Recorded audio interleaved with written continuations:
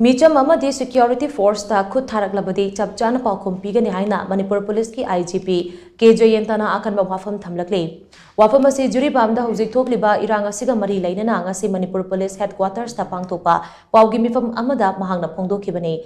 Manipur Police ki AP operations ki IGP Dr. IK Muiba Amadi intelligence nab ki IGP Kabib ke yauna pangthokiba paugi mifam aduda IGP K Jayanta na makata na hai garang nungtil pungani makai akum rom Baduaida, Apaba Makagi Kulai Paiba, Sakangdaba Karana, Ziribamgi, Borobekra Police Station Amade, Jagurador de Laiba, CRPF Posta, Attack Chataraki, Borobekra Police Station da Atamnana Attack Chatarapa, say, Ngarangiatu Taraga, Anirak Subane, Adubo Borobekra Police Station, Yakoibada Attack Chatarapagi Todokti, Kuntra Matoi Rom Tokre. Ngarangi thodok adu tharaga mafam adugi akoibada leiba yum humputara mapan rom maina tumna chakre Borobekra Police Station ase police station ama oirapasu station asida irang asigi chaitheng phanglaba myoi chamarom thambane myoi singa se ngak senbagi thabak ase police na hakthengna chathabaga loinana CRPF na mateng pangduna ngak senduna leibane Ngarang ikang khanghaudana apaba makalgi kulai paiba singna Borobekra Police Station amade Jakurador de leiba CRPF post attack chatharakpa amade yummai tharakpadagi police amade CRPF ki personal singna khud hankibani nomai kamna ba du loiraba matung mafam aduda thibukumbagi thabak chathabada ambis kren taragi asiba hakchang phangbaga loinana RPG yauna apaba makalgi kulai kaya phagat pangamki Shina Pangliba Myoy Singadu Landa Setkadaba Piro Sing Matik Jana Selamki, Makoi Singadu Village Volunteer ni Haiba Tazadi Haina Magna Pongdoki.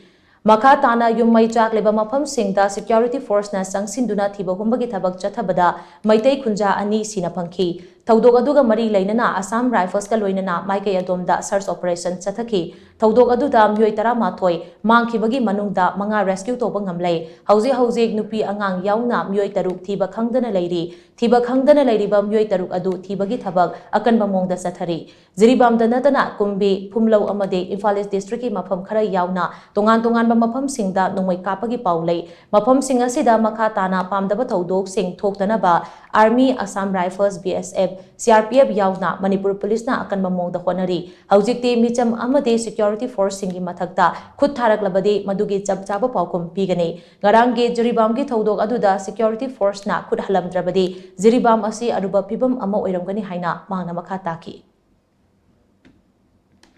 Hujiki ngarangi thobok thokibedagi hujikti Security Force hujik loinamak Army, Assam Rifle, BSF, CRPF, Civil Police maximum alert hujik laye.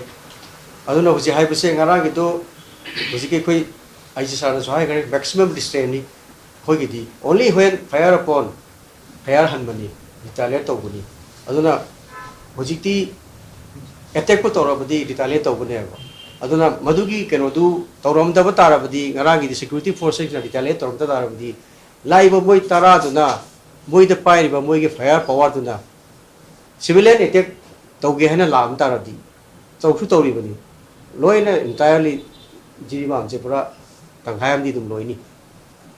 Aduna hujikti security force react torkani, retaliate torkani, act torkani.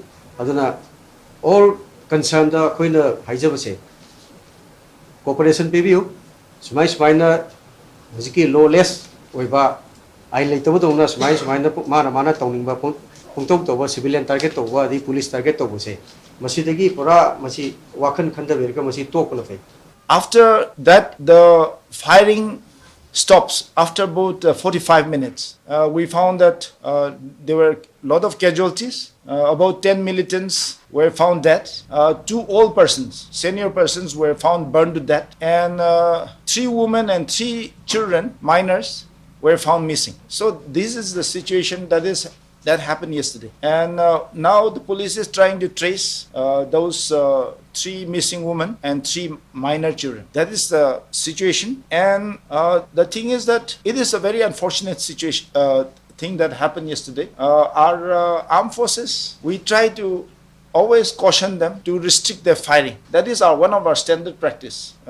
In almost all situations, we always tell them to restrict their firing. But when it is fired upon with sophisticated weapons, with rocket launchers and this and that, then that retaliation also is part of our this mandate.